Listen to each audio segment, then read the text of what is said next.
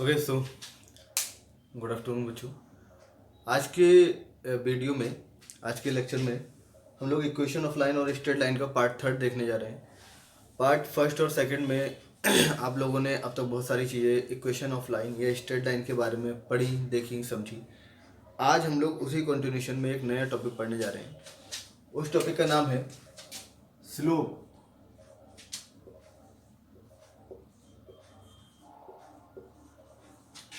of a line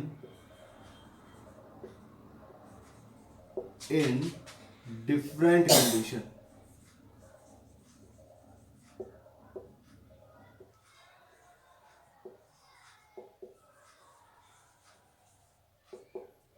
in different condition. यहाँ पर हम लोग एक लाइन के स्लोप की बात कर रहे हैं, ठीक है। नोटिस करने वाली बात ये है, तो स्लोप क्या है, एंगल ऑफ इंक्लिनेशन क्या है, अगर आप लोग इसके बारे में जानना चाहते हैं तो प्रीवियस वीडियोस को देख लीजिए, ठीक है।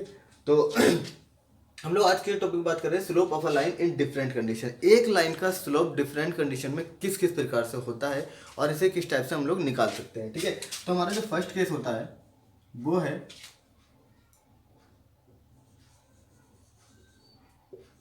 when a line passes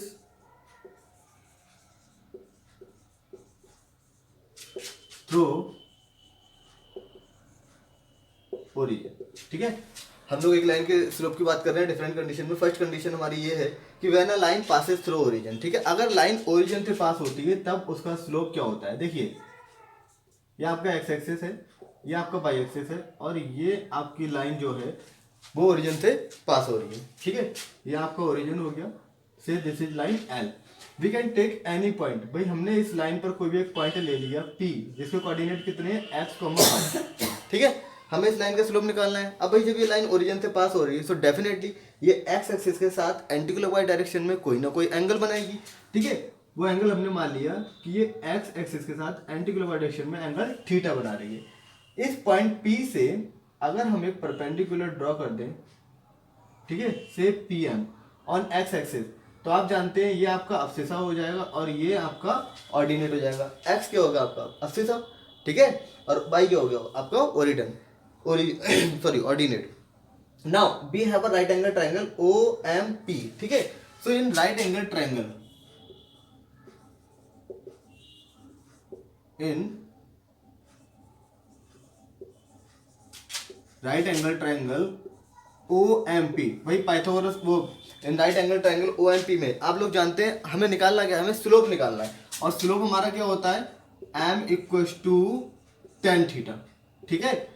और टेन थीटा अगर हम ओ एम पी में टेन थीटा देखें बेटा तो कितना आएगा, ट्रायंगल कौन सा है आपका O M P, tan theta होता है परपेंडिकुलर अपॉन बेस। तो हमारा जो स्लोप है एम वो कितना आ गया, बाई अपॉन एक्स, ठीक है। तो अगर कोई भी लाइन आपकी, अगर कोई भी लाइन आपकी ओरिजिन से पास होती है तो उसका जो स्लोप होगा वो बाई अपॉन एक्स होगा, यानी ऑर्डिनेट अपॉन असिसा होगा, ठीक है। ये थी हमारी फर्स्ट कंडीशन अगर लाइन हमारी ओरिजिन से पास होती है। चलिए सेकंड केस देखते हैं। सेकंड केस इसका क्या है,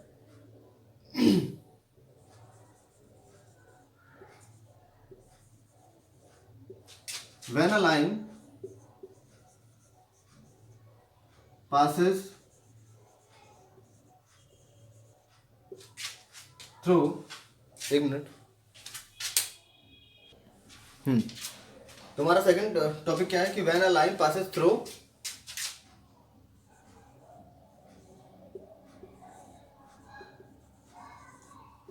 टू फिक्स्ड पॉइंट, ठीक है।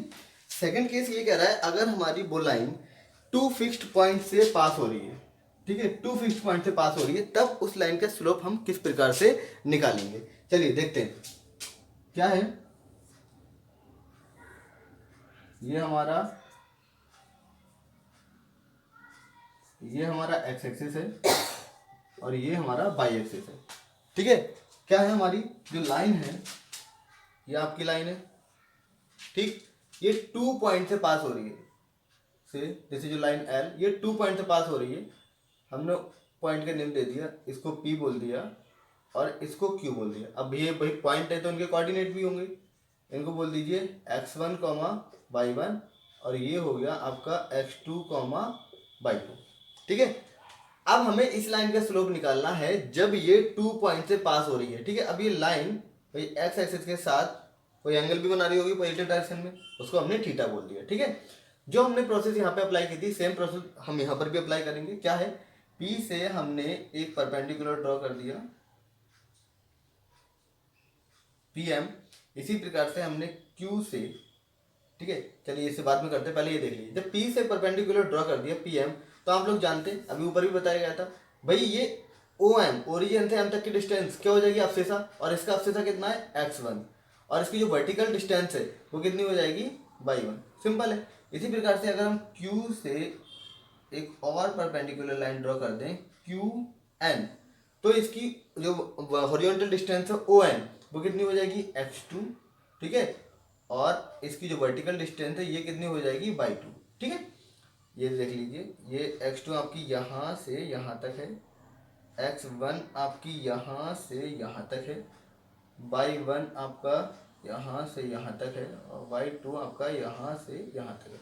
अब हमने क्या किया कि ये जो लाइन L है ये बाई एक्सिस को जिस पॉइंट पर कट कर रही है, ये लाइन L बाई एक्सिस को जिस पॉइंट पर कट कर रही है, ठीक है, हमने क्या करा चलिए इस पॉइंट से निशान दीजिए। ठीक है, अब ये देखिए हमने Q से, ये जो पॉइंट Q है, Q से x एक्सिस के पैरेलल एक लाइन ड्रॉ कर दी। Q से x एक्सिस के पैरेलल हमने एक लाइन ड्रॉ कर दी। ठीक है, और उस लाइन का हमने नाम दे दिया R। ठीक, ये QR एक पैरेलल लाइन है x एक्सिस के। ठीक है, अब ये QR x एक्सिस के पैरेलल है, तो जाहिर सी बात है ये वाला एंगल बेटा और ये वाला एंगल करस्पॉन्डिंग एंगल हो गया। तो अगर ये एंगल थीटा है तो ये भी कितना होगा भाई, थीटा होगा, क्योंकि लाइन पैरेलल है तो, और ये ट्रांसवर्सल लाइन है तो करस्पॉन्डिंग एंगल बनाएगी। अब है क्या, हमें अब आप इस एंगल पे, इस ट्राइंगल पे ध्यान दीजिए, ट्राइंगल PQR पे, ट्राइंगल PQR पर। ठीक है, इसको बोल्ड कर देते थोड़ा सा, तो ट्राइंगल PQR को देखिए। PR आपका क्या हो गया भाई, PR ये आपका कितना है, जब ये लाइन हमने इसके पैरेलल ड्रॉ की है तो आपका MNMRQ एक पैरेललोग्राम बन गया। अब पैरेललोग्राम हो तो अपोजिट साइड क्या होंगे, इक्वल एंड पैरेलल। अगर ये y2 है तो ये वाली भी कितनी होगी आपकी y2, और ये अगर ये वाली क्या है, ये आपकी यहां से यहां तक x1 है, ये कितनी है x2, तो ये वाली कितनी बची बेटा, ये वाली x1 minus x2, x1 minus x2, तो ये भी आपकी कितनी हो गई x1 माइनस x2। अब इस ट्रायंगल में आ जाइए, यहाँ पर हमें PR लेना है, ये आपकी टोटल y1 है, यहाँ पर ये y2 है, तो ये कितना बचा आपका y1 minus y2। Again we will take the right angle triangle. ठीक है, पैरेलल लाइन है तो 90 डिग्री का एंगल बनाएगा PQR। ठीक है, so in triangle PQR, in triangle PQR, भाई फिर से हमें चाहिए स्लोप, सारा केस चल रहा है स्लोप का, और स्लोप क्या होता है M equal to tan theta.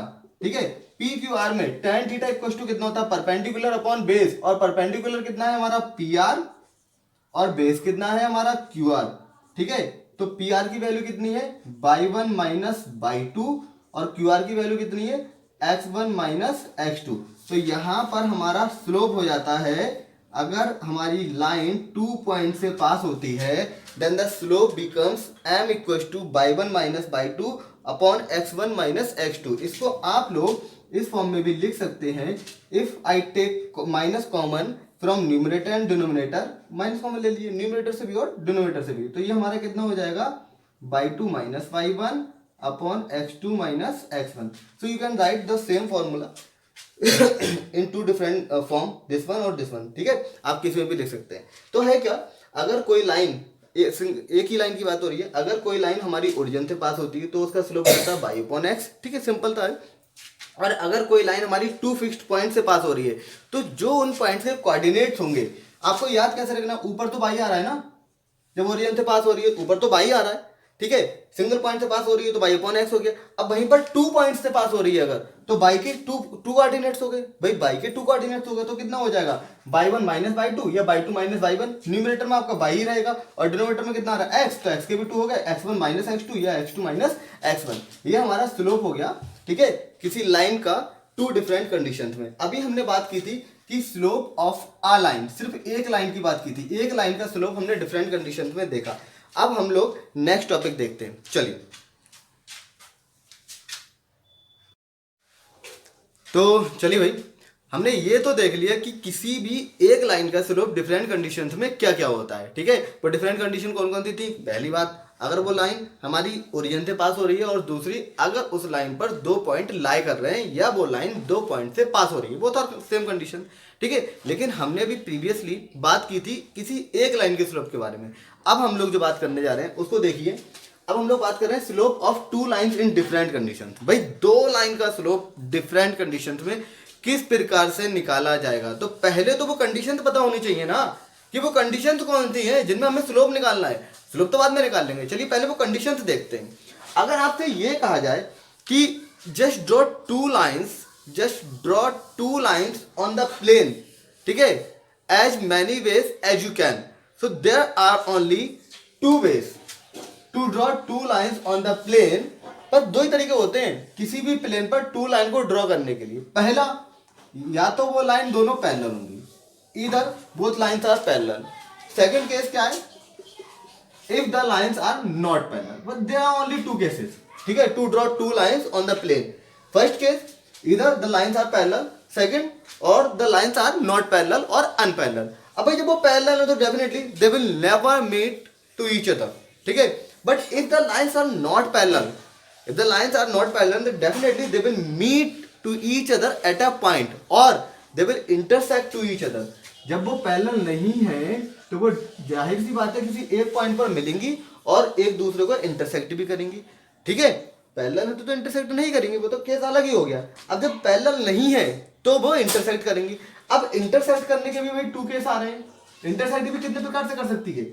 हो सकता है कि दोनों एक दूसरे को परपेंडिकुलरली इंटरसेक्ट करें, हो सकता है दोनों एक दूसरे को परपेंडिकुलरली इंटरसेक्ट करें, both lines are perpendicular to each other. और सेकंड ये हो सकता है कि भाई वो परपेंडिकुलर को छोड़कर किसी भी पॉइंट पे इंटरसेक्ट करें, ठीक है।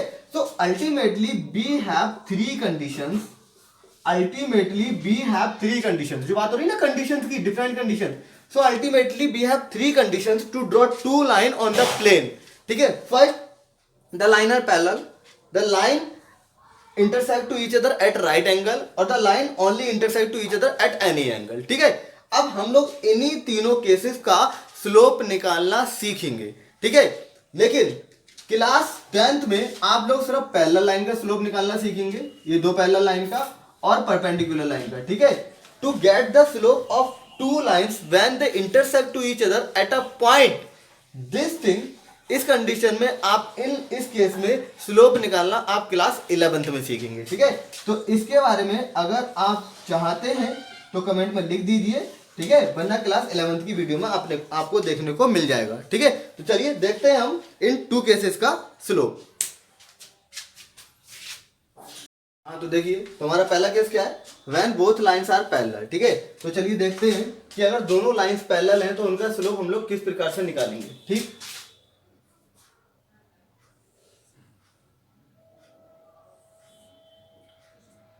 ये हो गया हमारा Cartesian plane, x axis y axis, ठीक है। दोनों लाइन हमारी कैसी हैं? पैरेलल है। भाई लाइन आपकी पैरेलल है ना, या तो कैसे भी सकती हैं, but they must be parallel to each other, ठीक है। ये आपकी लाइन L1 हो गई और ये आपकी लाइन L2 हो गई, ठीक है। ये आपकी लाइन L1 हो गई और ये आपकी लाइन L2 हो गई। दोनों लाइन क्या है बेटा? पैरेलल है। दोनों लाइन क्या है? पैरेलल है, ठीक है। अब suppose that line L1 makes an angle theta with x axis in positive direction, इसका एंगल ऑफ इंक्लिनेशन थीटा हो गया। और L2 भाई हमारा एक्स एक्सिस के साथ पॉजिटिव डायरेक्शन में बना रहा है फाई, फाई ले लो, अल्फा ले लो, कुछ भी ले सकते हैं आप, ठीक है। इसका फाई हो गया एंगल ऑफ इंक्लिनेशन। अब भाई ये बताइए तो इस कंडीशन में ये थीटा बना रहा है, ये फाई बना रहा है, L1 का स्लोप कितना हो जाएगा? Since slope of line L1, ठीक है, स्लोप ऑफ लाइन L1 इसको हमने M1 बोल दिया और ये कितना हो जाएगा? tan थीटा, क्योंकि भाई इसका एंगल ऑफ इंक्लिनेशन कितना है? थीटा है। और स्लोप ऑफ लाइन L2, ठीक, इसका स्लोप हमने M2 बोल दिया, इसका एंगल ऑफ इंक्लिनेशन फाई है, तो ये हो जाएगा tan फाई, ठीक। ये हो गया आपकी इक्वेशन सेकंड। अब एक बात बताइए आप, आप लोगों ने एंगल्स, लाइन्स एंड एंगल्स में क्लास 6-7 में बहुत अच्छे से पढ़ा होगा। Two lines are parallel, x axis यहाँ पर ट्रांसवर्स लाइन का केस फॉलो कर रहा है, ठीक है, ट्रांसवर्स लाइन का केस रोल प्ले कर रहा है। ये देखिए, ये आपकी लाइन दोनों कैसी हैं, पैरेलल हैं। ये L1 हो गई, ये L2 हो गई, और ये आपका क्या जा रहा है, एक्स एक्सिस जा रहा है, ठीक है, वो थोड़ा सा तिरछे में जा रहा है। आप ये मान लीजिए आपका एक्स एक्सिस जा रहा है, या कोई तीसरी लाइन जा रही है। तो इस कंडीशन में ये जो दोनों एंगल बन रहे हैं, ये एंगल कैसे होंगे, करस्पॉन्डिंग एंगल्स होंगे। भाई लाइंस पैरेलल है, ये ट्रांसवर्स लाइन को कट कर रही है, तो ये जो एंगल है कैसे, करस्पॉन्डिंग एंगल्स। करस्पॉन्डिंग एंगल्स कैसे होते हैं, इक्वल होते हैं। तो देखिए यहाँ पर ये थीटा और ये फाई दोनों करस्पॉन्डिंग एंगल्स हैं, दोनों एंगल कैसे होंगे, इक्वल होंगे। यहाँ पे लिखिएगा since theta equals to phi, bracket में कैसे एंगल है भाई, ये corresponding angle, okay, corresponding angles, ठीक है। Now taking tangent on both side, taking tangent on both side, तो जब हमने दोनों साइड टेंजेंट ले लिया तो ये कितना आ गया, tan theta equals to tan phi. अब टेन थीटा कितना है, from equation first tan theta equals to m1, और from equation second tan phi कितना है, m2। तो हमारे पास अल्टीमेटली जो रिजल्ट आया है निकल के, यहां पर लिख दीजिएगा from equation first and second. तो अल्टीमेटली जो हमारे पास रिजल्ट निकल के आया है, about two lines are parallel, कि दोनों का स्लोप कैसा है, इक्वल है।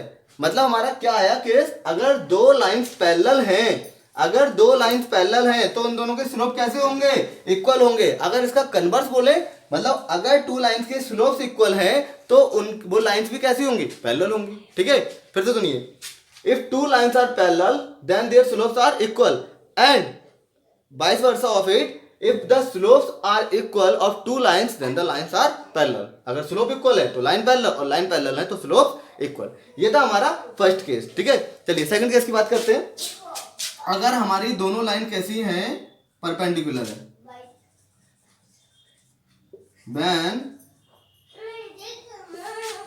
when both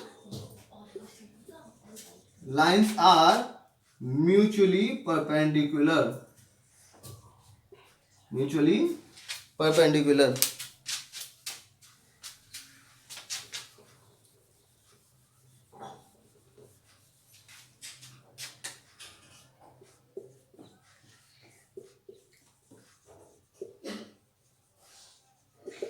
ठीक है। अब हमारी दोनों लाइन जो है वो कैसी है, वो म्यूचुअली परपेंडिकुलर है, यानी एक दूसरे पे परपेंडिकुलर है, ठीक है। दो केस ही हो रहे थे, तो देखिए बना लेते हैं।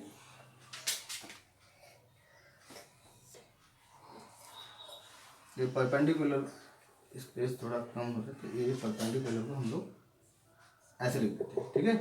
Both lines are mutually perpendicular. तो यहाँ पे आप लोग देख लीजिए,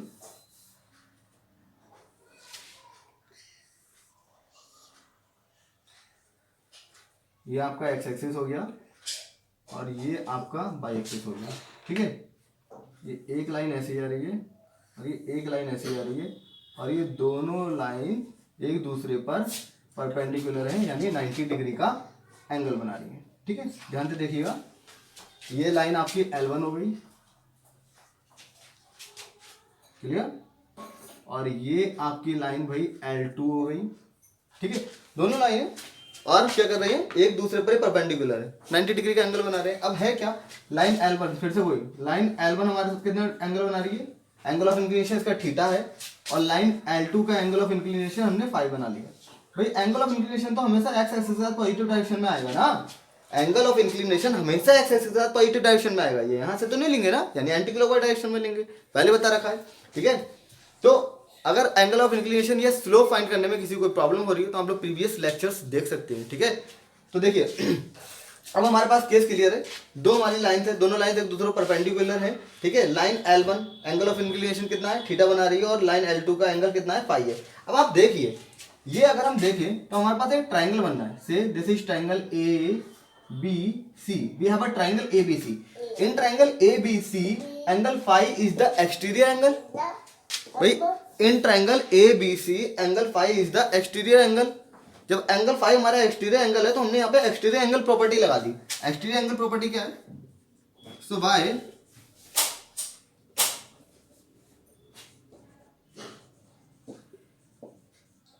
एक्सटीरियर एंगल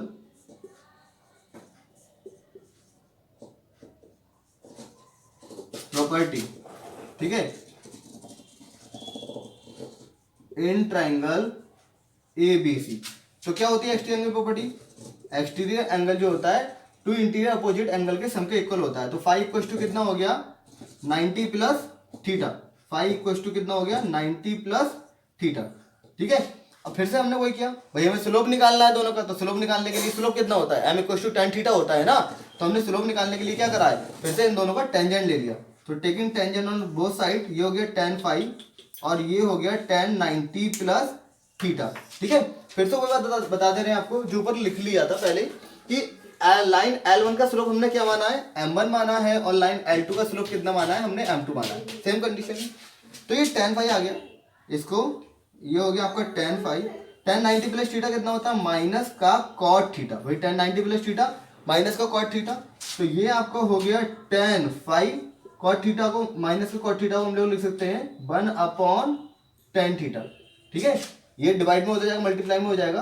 तो हमारा फाइनली कितना आ गया 1 tan phi into tan theta equal to -1।